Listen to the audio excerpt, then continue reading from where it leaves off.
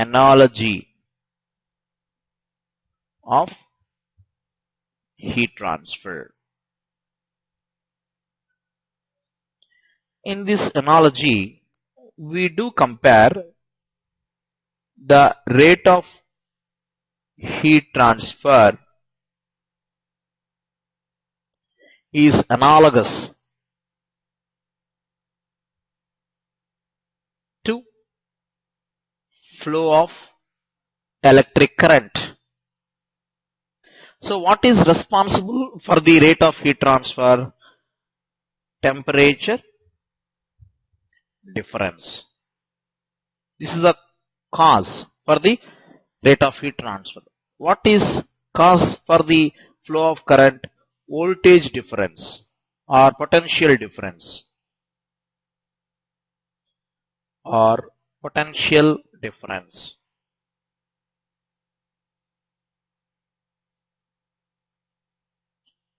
So delta T is analogous to the voltage or in volts.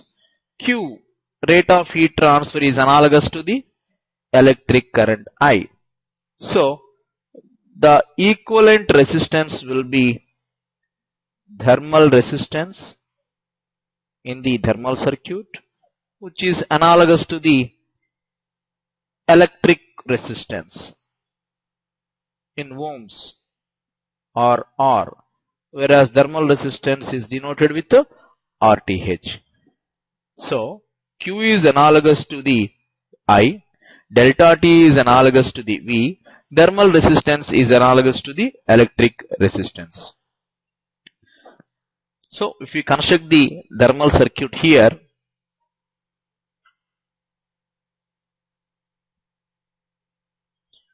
voltage difference is delta T, flow of current is Q in watts, whereas electric resistance is R,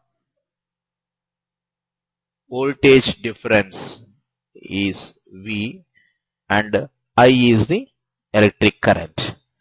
So from Ohm's law, electric resistance is equal to V by I. Therefore, thermal resistance is equivalent to the delta T by Q. So many degrees centigrade per watts.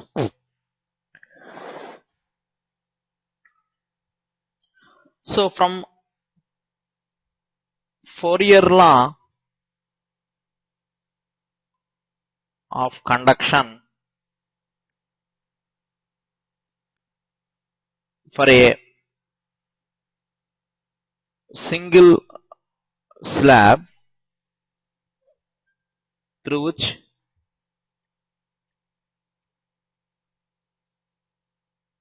heat transfer occurs,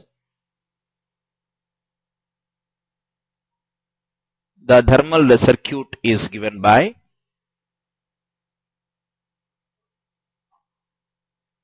delta T is T1 minus T2, flow of current is Q, thermal resistance is RTH for a single slab. This is Q, rate of heat transfer. Temperature difference is T1 minus T2. The slab has got a thickness of B, and K is the thermal conductivity of the slab, and A is the area remaining perpendicular to the direction of heat transfer. Therefore, Q is equal to delta T, T1 minus T2 by RTH. We already know that Q is equal to delta T divided by B by Ka from Fourier law. Therefore, for slab, single slab, thermal resistance is equal to B by Ka. So many degrees centigrade per watt, where B is the width of the slab in meters,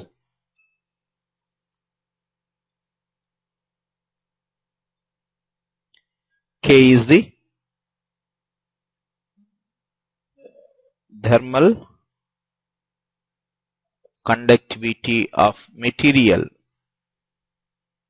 of slab in watts per meter Kelvin. Now let us consider the case of one-dimensional conduction heat transfer through a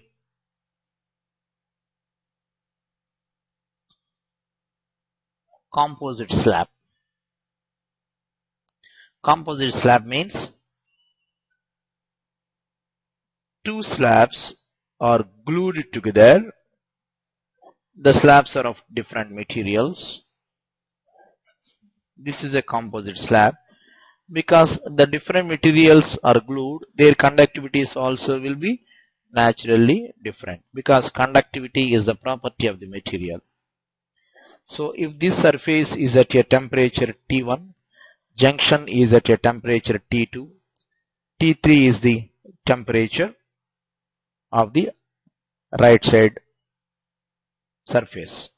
A is the area of heat transfer. This is the direction of heat transfer,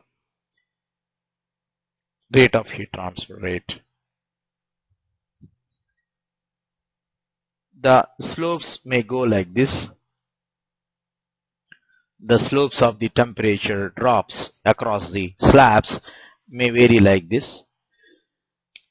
Now, for this particular composite slab, let us construct the thermal circuit. Now, thermal circuit is given by, because heat current could flow only one after another, the composite slab is equivalent to the electric circuit in series. So these two are thermal resistances in series. B1 is the width of the first slab, B2 is the width of the second slab. Therefore, the composite slab is equivalent to the electric circuit in series. T1 is the left hand side surface temperature, T2 is the junction, T3 is the right hand side surface temperature. Q is the heat current.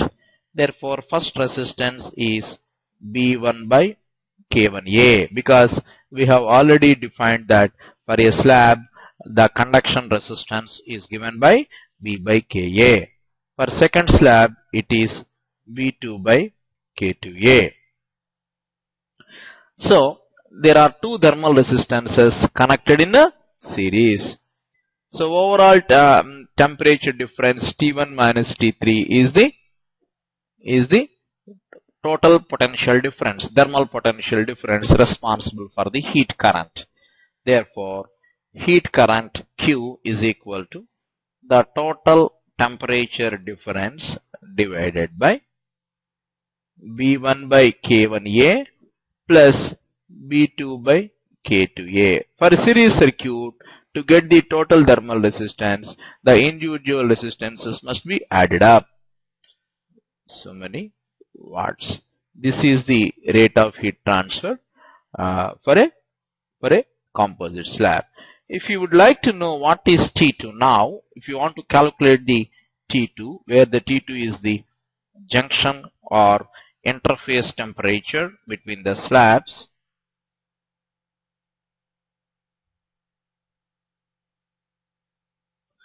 then T2 could be calculated from this. Q is equal to T1 minus T2 divided by B1 by K1A. Please note that A is the same throughout here. Rate of heat transfer is Q, which is also same throughout for steady state heat transfer. So from this equation, T2 could be calculated very easily, because we have already known Q. Here the assumptions are, if you note down here, number 1, it is steady state heat transfer. Number 2, K values are constants. Number 3, one dimensional or unidirectional heat transfer. So these are all the assumptions in this thermal circuit. Now let us define convection thermal resistance. This resistance must have to be defined from Newton's law of cooling, which is stated as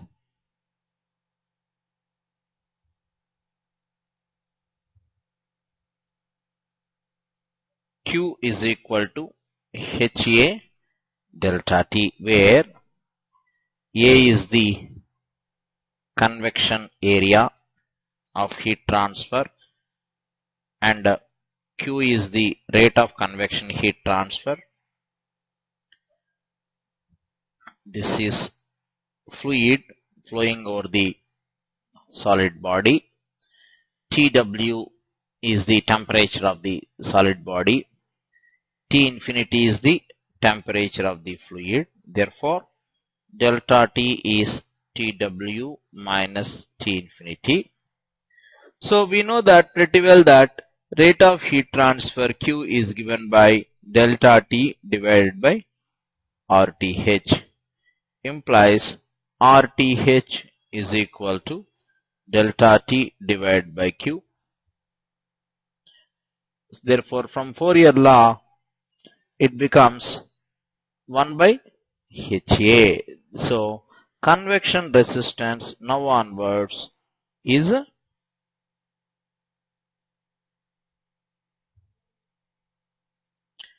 given by 1 by HA.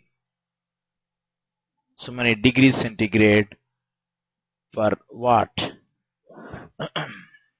where H is the convection heat transfer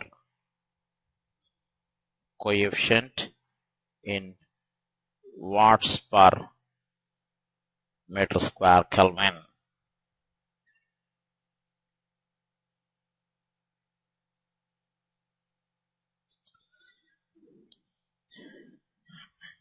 Now let us superimpose this convection thermal resistance onto the composite slab.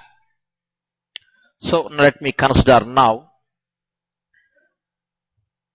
a case of one-dimensional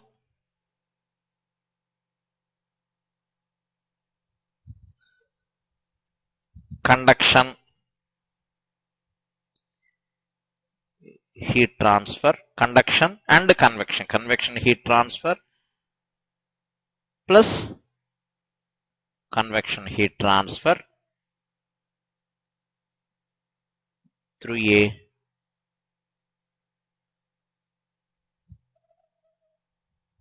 composite slab. The case is given like this.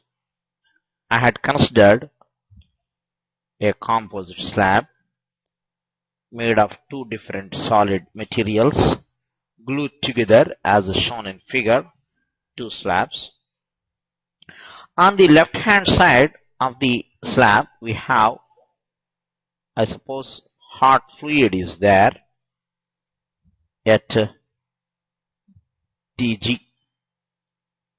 Tg is the temperature of the hot fluid. On the right hand side of this composite slab there may be cold fluid at temperature T infinity. From the hot fluid to the left hand side surface, the mode of heat transfer is by convection with convection heat transfer coefficient of H1.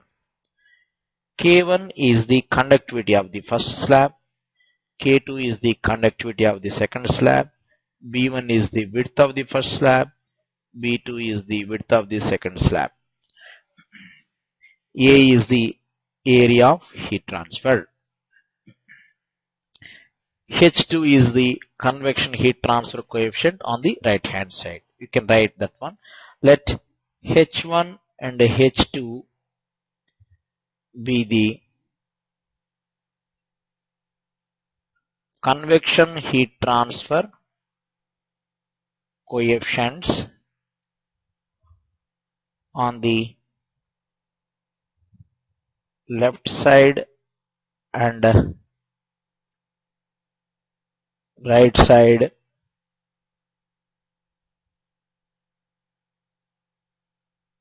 respectively. Now our objective is, what is the rate of heat transfer Q in watts? The assumptions are same as previous case. That is, number one, steady state heat transfer. What do you mean by steady state heat transfer? The temperature at any given location should remain constant with respect to time. It should not vary. It should not change with respect to time. Number two, all k values are constants. They don't vary with the temperature. They are not the functions of temperature. K is not a function of temperature. That is second assumption. Third one is, it is unidirectional heat transfer. With these three assumptions, we can easily construct the thermal circuit and hence calculate the rate of heat transfer through the composite slab. The thermal circuit to this case is given by like this. There are four thermal resistances arranged in a series between Tg, the temperature of the hot gases, and T infinity, that is the temperature of the fluid. Q is the rate of heat transfer. First resistance is convection resistance, 1 by H1A. Second resistance is B2 by K2, B1 by K1A. I'm sorry, B1 by K1A.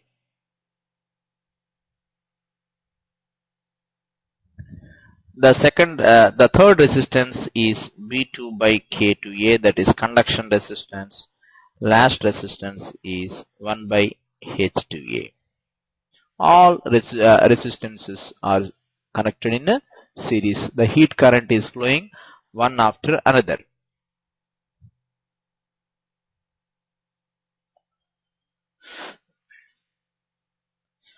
So the total thermal resistance is given as 1 by H1A plus B1 by K1A plus B2 by K2A plus 1 by H2A. Therefore, the rate of heat transfer between hot gases and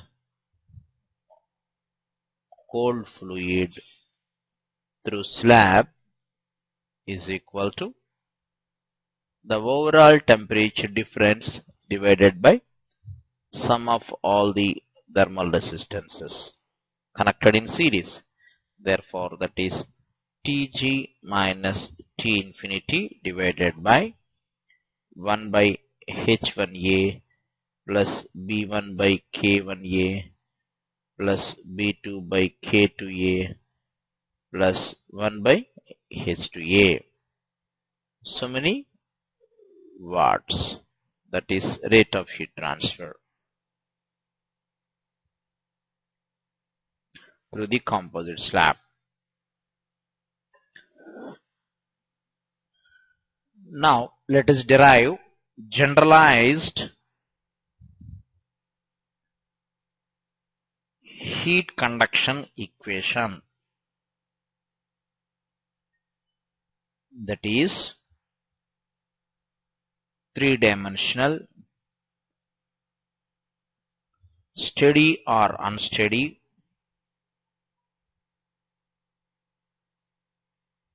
with or without heat generation.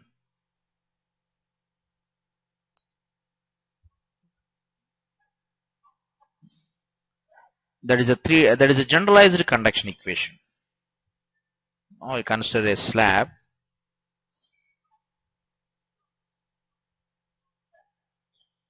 of cross-sectional area A. I suppose there is a heat generation, uniform heat generation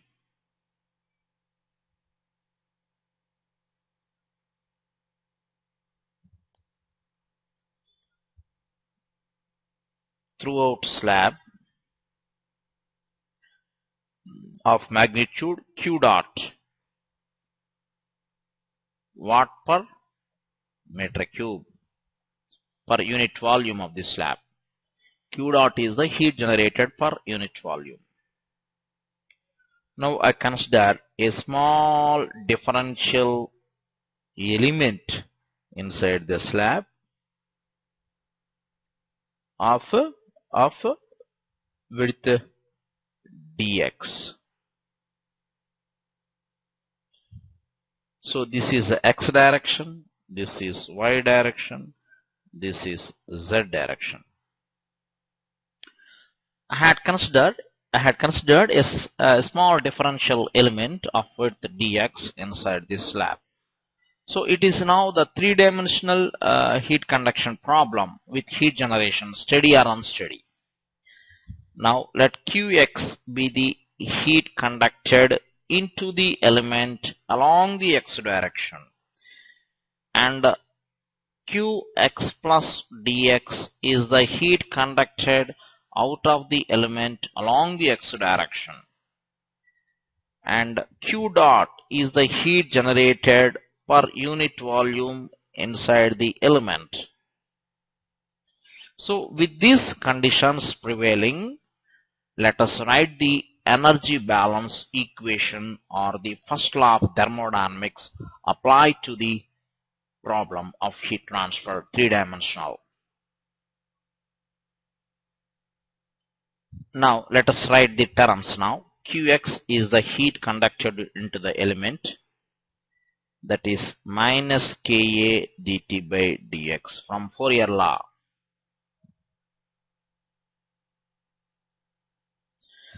That is a heat conducted into the element along the x direction. Qx plus dx is equal to heat conducted out of element along x direction. This is given by Qx plus dou by dou x of Qx into dx. Please note that dou by dou x of Qx is the rate of change of Qx with x. If that is the change in x for a differentially small increment in x, what is the change for a distance of dx? That is given by this addition part, that is this part. And if it is added to the Qx, we get Qx plus dx.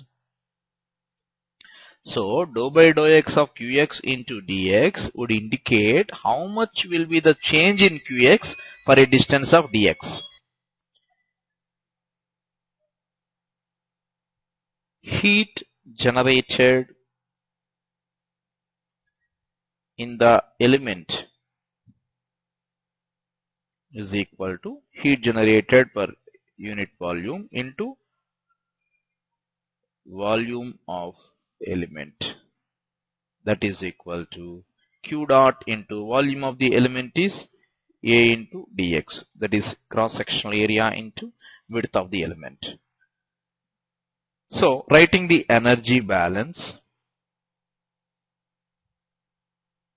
equation for x direction heat transfer rate, we get heat conducted into the element plus heat generated in the element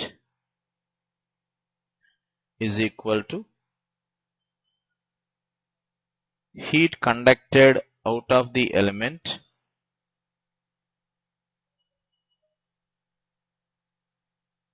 plus rate of change of internal energy of element implies Qx plus Q dot into AdX. Heat conducted out of the element is Qx plus dx plus dou by dou tau of internal energy of element, that is mCp into T. Substituting all the parameters, we get Qx plus Q dot into AdX is equal to Qx plus dou by dou x of Qx into dx plus dou by dou tau of what is the mass of the element? Density into volume, that is AdX Cp into T. Substituting all the parameters, we get Q dot into AdX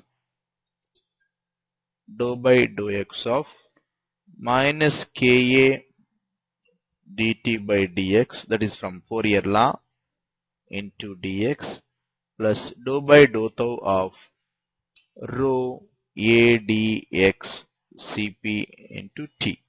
Cancel AdX throughout. We get, rearranging the parameters, we get dou square T by dou x square into K plus Q dot is equal to rho Cp into dou T by dou tau. Tau is the time here. Please note that what is tau? Tau is the time. So, dou by dou tau of mCpt shall indicate rate of change of internal energy of element with respect to time. This is only for x direction. Whatever what we had derived is only for x direction. Similarly and simultaneously doing for all the three directions. Similarly, rating for all the three directions, that is x, y and z,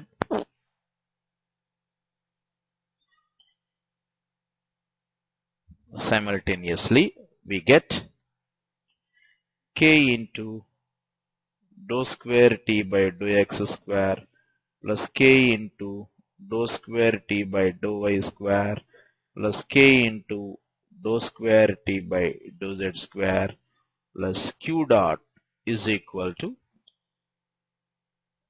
rho Cp into dou T by dou tau.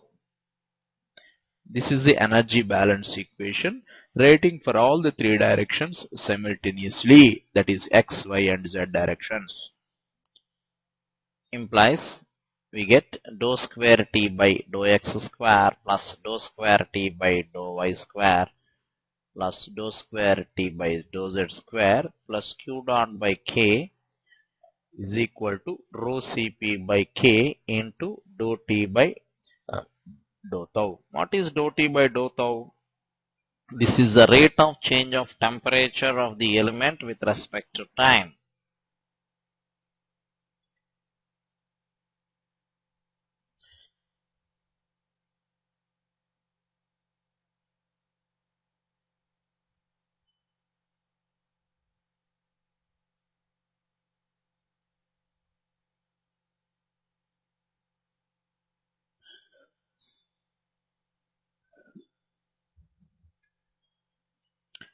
Now define another property,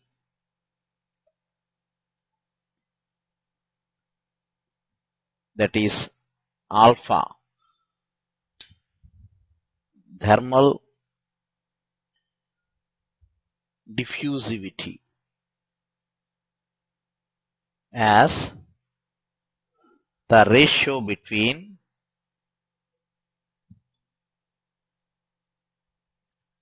thermal conductivity and thermal capacity of material, that is alpha is equal to K by rho Cp. It should have the units of watts per meter Kelvin divided by kg by meter cube into units of Cp or joule per kg Kelvin. The resultant units will be meter square per second. So thermal diffusivity is the property of the material which tells about the rate at which the heat energy could diffuse through the material. If the material has got more alpha, it allows the heat to get diffused easily through the material. Alpha units are meter square per second. Therefore, the three-dimensional heat conduction equation with or without heat generation, steady or unsteady, is finally results in dou square T by dou x square plus dou square T by dou y square plus dou square T by dou z square plus q dot by k is equal to 1 by alpha into dou T by dou tau. This is the final form of the generalized heat conduction equation. If there is no heat generation,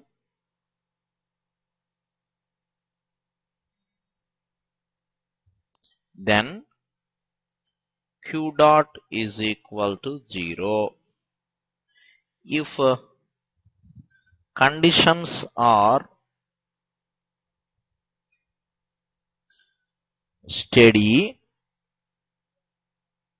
then dou T by dou tau is equal to 0. Since if the conditions are steady, temperature is not a function of time. So the resulting three-dimensional equation would be dou square T by dou x square plus dou square T by dou y square plus dou square T by dou z square is equal to 0, which could also be written as del square T is equal to 0, also known as Laplace equation in temperature. So Laplace equation in temperature would indicate three-dimensional conduction equation for steady state heat transfer without any heat generation. Incidentally, here important to note that alpha is a property of material, and kinematic viscosity nu, a property of fluid.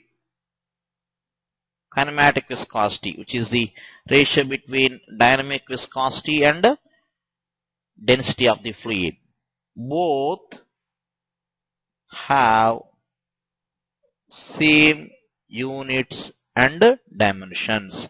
In fact, in future we are going to define the ratio between nu and alpha as the very important dimensionless number known as Prandtl number, which is very important property of the fluid as regard to the convection heat transfer, whether forced convection or free convection. Prandtl number plays very significant role in calculating the convection heat transfer coefficient in the problems of convection.